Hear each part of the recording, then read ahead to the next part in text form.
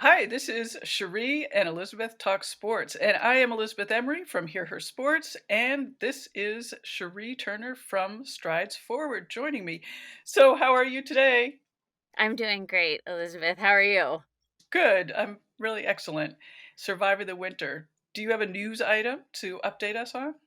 I do. And speaking of winter, it is about me racing in the winter here. We're having this bizarre sort of spring winter weather where one day it's quite warm and nice out, and then the next day it's snowing and freezing. And we had that happen this weekend. Saturday was very nice. And Sunday, the day of the race, was snowy and frigid and it was an interesting day, so it got me thinking about competition. You and I talk a lot about competition, and this was a race that I didn't train for. It came up on the calendar, and a bunch of people were doing it, so I said, "What the heck?" And it ended up being freezing cold and windy, and so it got me thinking about, like, why compete in something that you're not particularly set to do great in, and what is it that you wanna take away from that? And for me, a lot of times it's my mental state, and I think a lot about that, especially as I've been aging as an athlete and trying to think of other things that I can work on other than just my physical performance, and the mental aspect of racing has really captivated me over the last several years. And so I think it's always interesting to play around with where your head's at in the midst of a race. And I did get, 4 miles can be a very long time. It sounds pretty short, but it can feel quite long.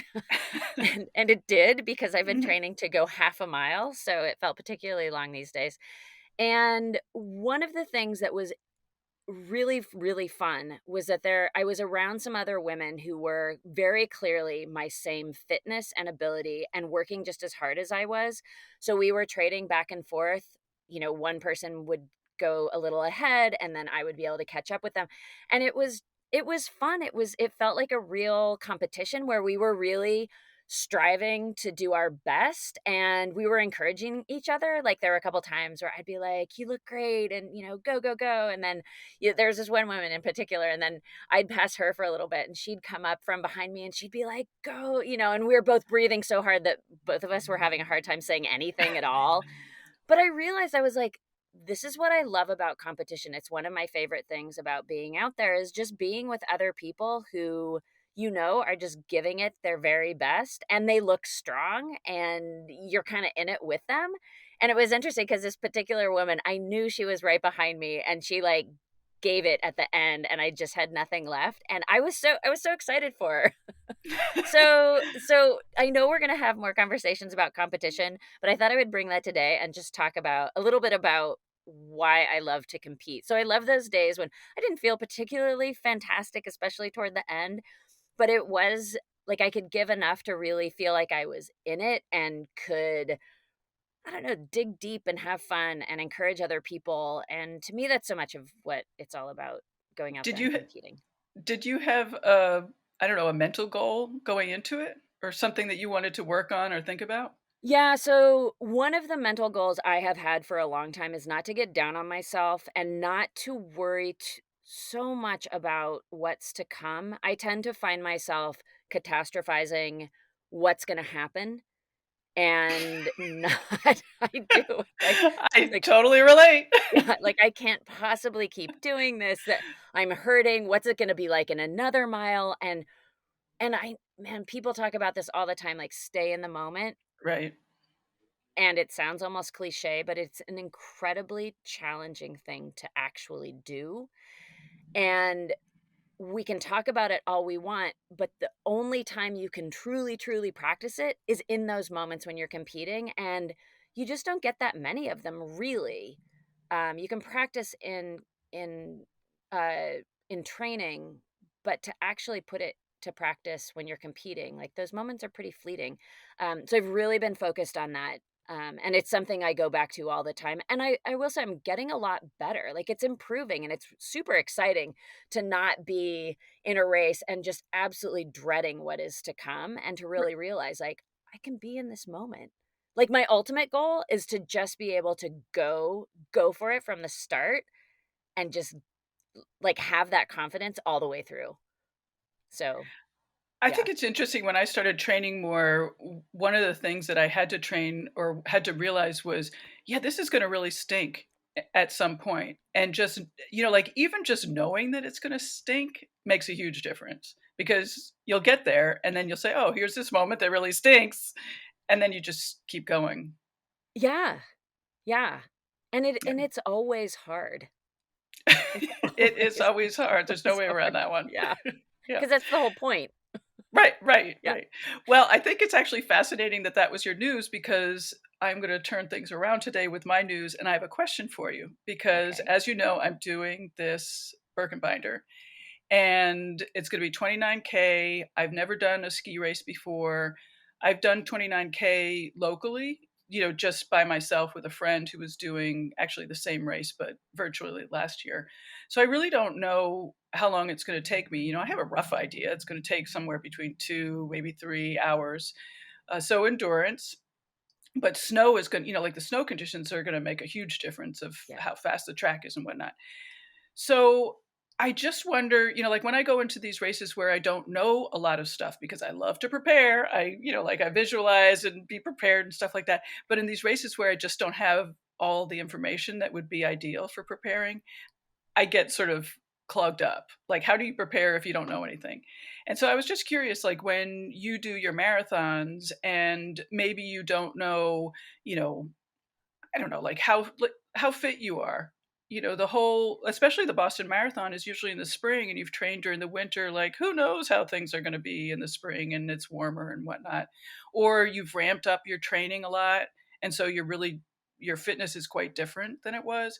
So I'm just curious, like how you go into a long race and sort of schedule it out in terms of mental, or do you look at your heart rate monitor, or do you go by feel or whatever? And I have a way that I do it, and I sort of model it on when I was time trialing, but I'm curious what you do. That's a good question. Um, I so I'm thinking back on the last Boston Marathon that I did, and Sure. one of the things that I immediately think of is never go out too fast because you always feel great in the very beginning, so it's really easy to get carried away.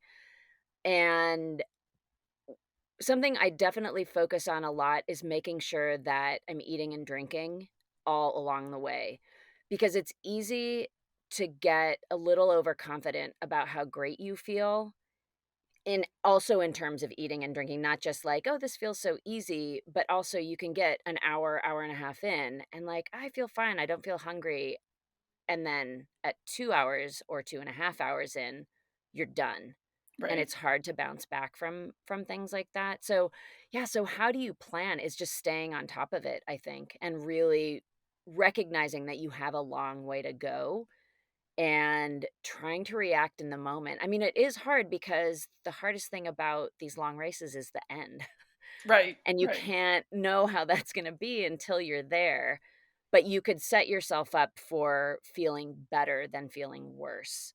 And yeah, yeah, I also worry about setting myself up for not feeling as good as I do, sort of underestimating how well my training has gone and things like that.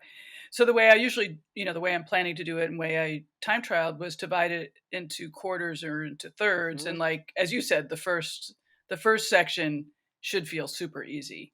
And then the next section should sort of feel like a good solid effort. Hard, but you're not going to kill yourself. And then that third section is what we talked about earlier. It's going to stink. And you just have to be prepared to deal with that in whatever way you do. And yes, of course, certainly eat and drink and all that. But I think that it's easy if you're not racing all the time or training all the time to not go out hard enough. As yeah, as it is, it's easy to go out too hard. right. And I think that's something everybody grapples with Right. all the time. That's what makes, like, the pros and, people who do this a lot or who have a lot of experience, like, that's what they've gained is Right. Right. is they know how to deal with their body, and they also know how to deal with their body when things start to go a little bit south. They know kinda where to turn, uh, to help themselves. because Right. they've worked through these problems before, but then that it doesn't always work either because every circumstance is different. Right. Like, what may have worked in the past may not work today. But one of the other things I do think about with these longer races is when you are feeling really crummy, it's amazing how the body can bounce back. And so not being too afraid if it's a really long effort of going through a really rough patch. I mean, ultra runners talk about this all the time, is that you are absolutely going to have a really crummy time at some point, and you have to learn how to keep yourself in a positive place and not go too far into a dark hole, or if you start going into a dark hole, to realize what you're doing and get yourself out of it. Right. So yeah, so I maybe the mental preparation, maybe that's what I would suggest, is Yeah. just incredibly good mental preparation and knowing that those that dark moment may come and have some strategies for getting out of it. Right, right. I think too it's been good to realize that, you know, at a long effort, it's not gonna be super max effort, and even if you take it down just a couple notches in terms of either perceived effort or heart rate or whatever, you're trained.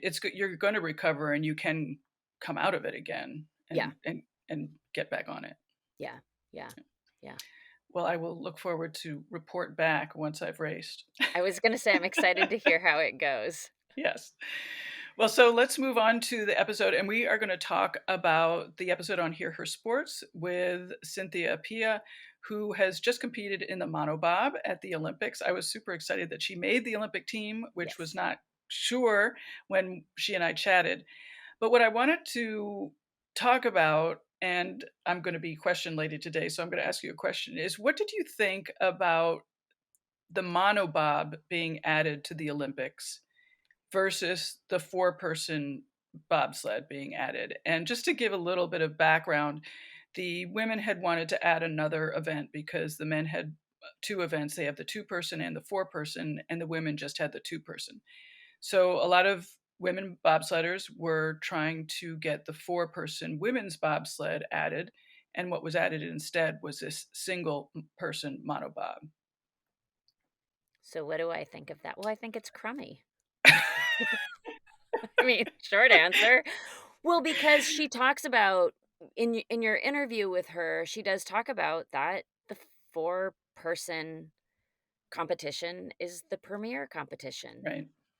And so I think it's like shortchanging the women as usual. And she brings up the fact, it's expensive and well, it's expensive. Yeah. And so it's like, so then figure it out. I just, like, I just get so frustrated because it does, she brings up too, which of course is obvious, but I think it bears talking about again, is that it gives more opportunity to more people. Right? When you have The 4 people on a four-person, yes, team, obviously, yeah. then you have more opportunity, and how are you gonna grow a sport? Like, there are just all these cascading effects when you hamper women athletes yet again. So, Yeah. I just think, like, figure it out. It's the Olympics, like, I I just I don't know, it frustrates me, I think it's Yeah. crummy. Yeah. I thought it was also interesting because I watched some of the racing, and that sled ricochets all over the place, and apparently it's because there's not enough weight in the back, or there's not a lot of weight in the back to sort of hold it down. And I thought, "Wow, isn't that interesting?" You're like, not only is it only one person in there, it's really not the greatest event because, it's, like, not enough. I don't know, Yeah. the reason I'm struggling a little bit is the same thing that happens in cycling and in all sports where women get thrown a bone is, I know that we're supposed to be thankful. Like, "Oh, we have another event." And, I think Cynthia felt that when she was talking to me, like she didn't wanna be such a grumpy ass when she was talking to me. So, it's like she made sure to say she was very thankful that this other event was in the Olympics, but there is a big but. There is a big but. I'll be grumpy.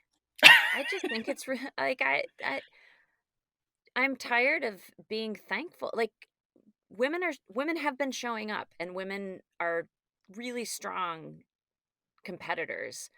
And when we talk about equality, like, let's make things equal. And when right. you know that one event is the premier event, then have that event for women. Like, that's equality. Right. I wish I knew more what the argument was against adding the four-person event for the women. I mean, I immediately, of course, thought about a previous conversation we had about ice breathing, like, my guess is the excuse was similar. Well, right, and I can only imagine that I don't know the answer to that, of course, but I can only imagine it has something to do with money, or maybe it's something more deep-seated about, women not being able to compete well in this event, and yeah, maybe it could Because be their something more uterus is gonna fall sinister. out? I know, like marathoning. So, Ah, yeah, yeah. yeah. Okay. So my answer stands. I think it's crummy. I'll be grumpy about it, and I'll say that I think it's wrong. I'm gonna be curious afterwards, especially since I watched some of the races and saw it, as I said, ricocheting around. I'm curious what sort of, post-Olympic feedback will be like. Yeah. Yeah. Yeah. Well, we are gonna now move on to another we can talk about things stinking in this one too. Yes. So we are gonna talk about, Matthew Futterman's article about Jessie Diggins winning the bronze medal in the New York Times. He is a New York Times columnist, and he called Jessie Diggins a sprite and compared her to she won the bronze, and then the other two women, he said in the article that they were bigger and had massive shoulders. And just to prepare for our little chat here today, I did a little bit of research. Jessie Diggins is 5'4" and she weighs 128. Uh, the person who won gold is a whole inch taller than she is No. at 5'5". She's huge, and she weighs 132. And then He's hulking. hulking. And then the second place winner, Dahlquist, is 5'9" at 141. Also not enormous, I've got to say. So I always love data because it just reveals a lot. And in this case, a little reality of Jessie is not that much smaller than these people. And I have a lot of other comments, but you can go ahead for a minute. Yeah, I was having a hard time preparing for this because my mind was going in so many different directions about how frustrated I was by the whole article. So before we even get into the body comments, which we're not the only ones to have gotten upset about the things that Futterman said. I'm going to start even just for starters at the headline for this New York Times article. It says Jessie Diggins wins bronze in the individual sprint, her second Olympic medal. That's it. That's boring. This whole article I thought was really boring. And it reminds me of what Cheryl Cookie talks about when she talks about Sure. how when women get coverage, it oftentimes doesn't have the excitement of other coverage.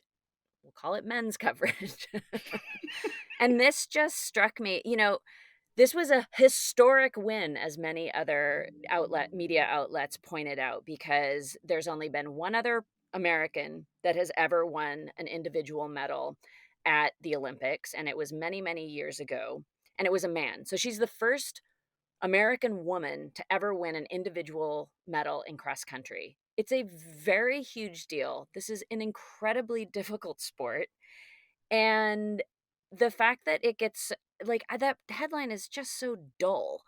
Can I Like interrupt yeah, for a second? please. Yes. Um, so let's just say that the other medal that she won was also incredibly historic and Yes. happened to be the big shiny gold kind of medal. Yes. I know. Well, and it's just like, it's her second Olympic medal. Yeah. Right. Eh. So anyway, so that's sort of how everything starts. I know. And it sort of goes on from there. And I will also mention that the first thing that gets mentioned about her performance, like there's some facts that get laid out. The first thing that gets mentioned about her performance is how she collapsed at the finish line. And I will tell Oh, you that most God. of those cross country skiers men and women, collapse at the finish line because it's really, really a hard sport. But you know And what? That also brings up the historic aspect of, you remember the 800? During, I don't even remember it, but the first year women ran track 800, the winner collapsed, and that was used as the excuse not to have the event in the following Olympics. right, I do have a memory of that. I don't remember all the details, Yeah. but yes. Uh, yeah, so anyway, so she collapsed and, like, I don't know, it just doesn't make it it does not paint a picture to me of that this like, one of the world's best athletes just crushed it, and then it goes on to talk about how she got hugged by her teammates and how tears were flowing down her glitter-covered cheeks, Oh my and I'm like, gosh. "What does this have what is this teaching me about this sport or this athlete?" Like, the whole thing bothered me, obviously. And so first of all, of course, talking about women's bodies in sport has this isn't the first time this has come up. It's a big problem. And and the first place I go oftentimes is to say, is to compare it to how we would talk about men. And then I kind of wanted to back up on that because I don't care how they talk about men, I agree with you. right? Like let's do something different. And this to me is part of the problem of not having diverse voices and not knowing how to talk about women's sports in ways that women want to be talked about. And um yeah, so clearly this got me going down lots of different rabbit holes about this stuff, but so one of the things I landed on is the fact that this is an opportunity to learn how to talk about women in different ways. And let's stop having equal coverage. Let's stop having coverage that's like the men's but respectful.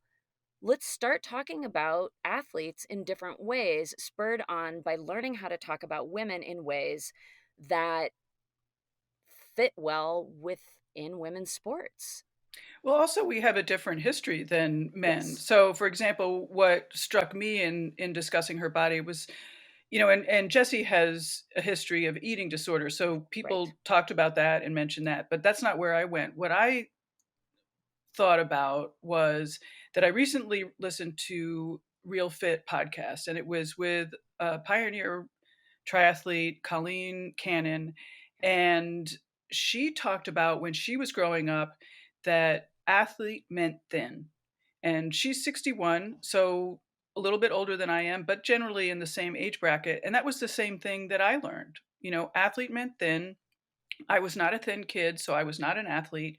And this is what bothered me. We have, as a society, a vision of what female athletes are supposed to look like. And if you are not within that narrow little vision, then you're not an athlete. And that has harmed so many women, a generation of women. Why are we still talking about it in that same way?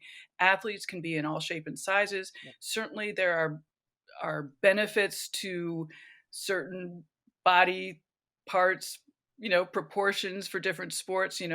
Michael Phelps with his gigantic arms, that certainly helps him in swimming. But, that's an anomaly. There is no athlete look. And Right. for this guy to imply that to be a cross country skier, you had to be enormous is offensive. Yes. Yeah. And I'm going to take 1 second to actually read what he Oh, please. wrote. Yes. Thank you. Yeah. It says, in a sport that has so many women with massive shoulders and thighs, Diggins looks like a sprite in her racing suit, and it's not clear exactly where she gets her power. But the power is there as she flies up hills and comes off climactic turns with a burst. On the downhills, she tucks low and cuts through the air. I It sounds just, gross when you read it.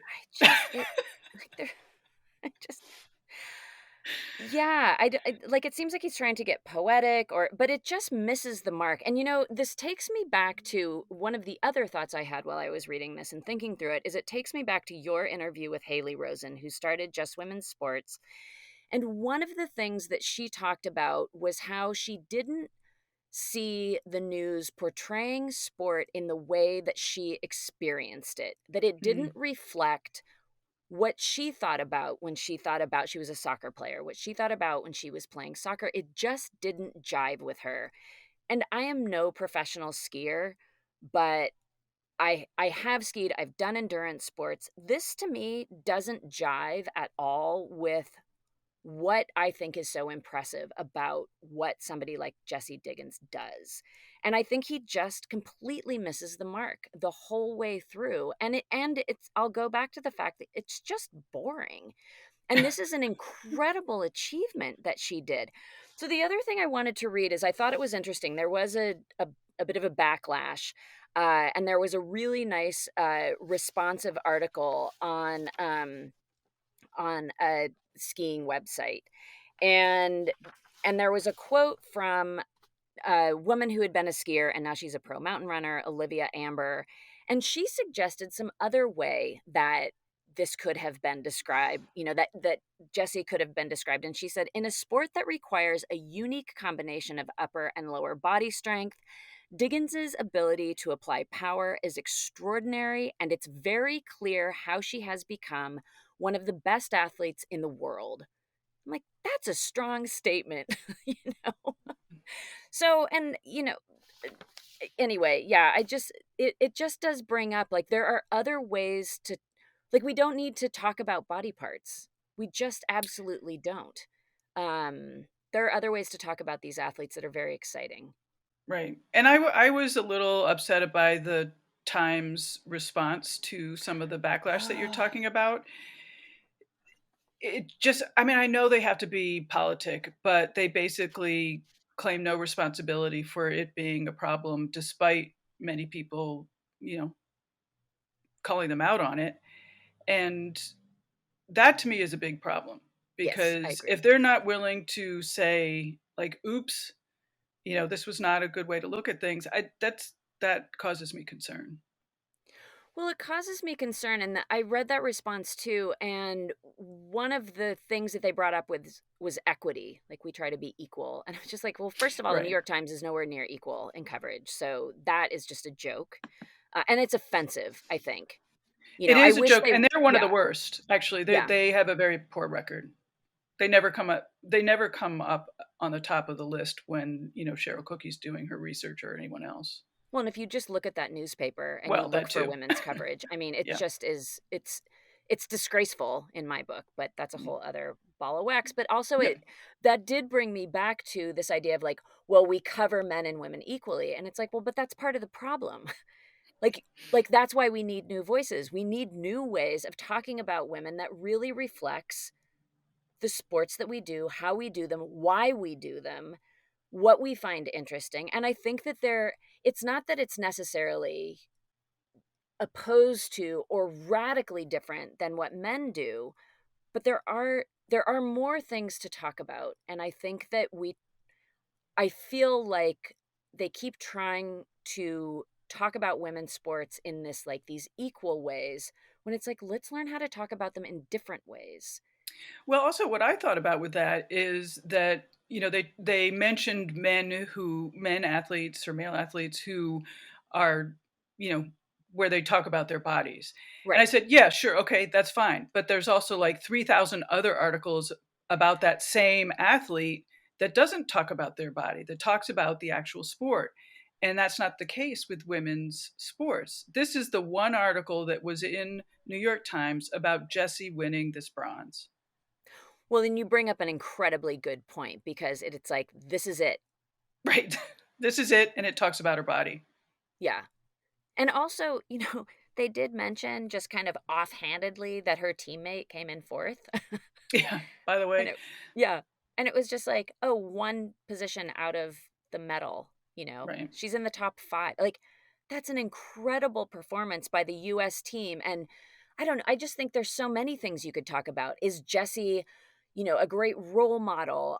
Do these women train together? And, like, there are just so many things that could have been talked about in this article about 2 women being one being on the podium, one being so close, and how, yes, historically, the US has not done well in this sport, and here we are, we've got 2 top contenders, and, Right. like, there are just so many exciting things to talk about, and it just was so dull. And then just these tidbits about like, and it wasn't just the, oh, she's a sprite, and talking, saying that about a woman who has had very well chronicled issues with eating disorders and is a very big advocate in the space of being a healthy athlete, so like it's so tone deaf in that respect. Sure, and Which, just insensitive. yeah, and just so many lost opportunities to talk Right. about these things in a really exciting way. And then yeah, just the details about the glittery cheeks, and I'm like, Yeah, I don't care.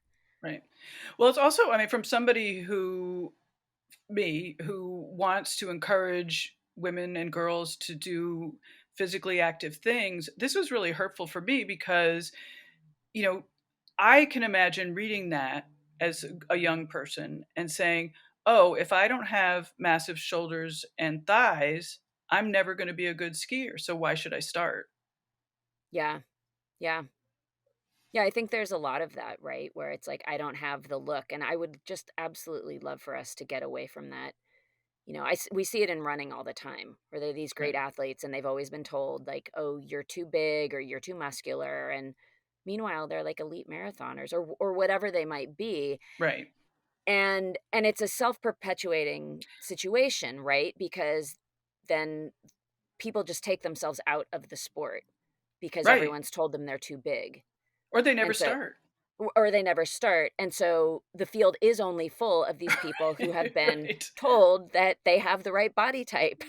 Right. Just Right. so you aren't gonna see other body types because all those people pulled themselves out years ago or, like you said, never even started. Yeah. So, yeah, I would just love to see what would happen if we stopped telling people what their potential was Right.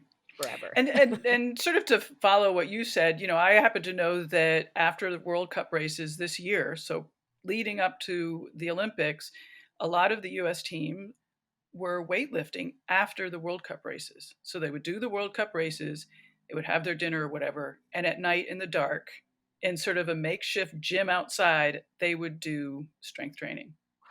That is how she ended up with a bronze. Yeah, Let's talk yeah. about that. Yeah, exactly. It's like, talk about the years of hard work.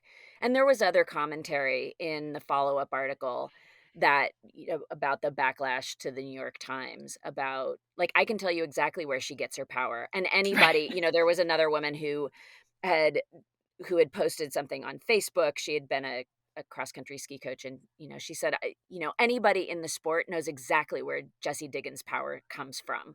And it just shows his ignorance. And not to beat up on one reporter too much, but not to beat up on one reporter too much, because this isn't a unique situation, Correct. right? Yeah. So yeah, so it's incredibly frustrating. Well, um and shall we yeah. wrap it up with that Yes. frustration? Yes. It's nice to be able to talk about it, though. It is. And, Yes. I really am grateful that you found all those articles of, I don't know, equal frustration, I guess. Yeah, So thank you. yes, yes. Yeah, well, you're welcome. And it is nice to know that that this is being talked about in a public arena, right? Right. Maybe Yep. not yet in the New York Times, but Maybe one day. it's a start. It's a start. Well, thank you, everybody. This has been Cherie and Elizabeth Talk Sports, and we'll see you next week. Bye All bye. right. Bye-bye.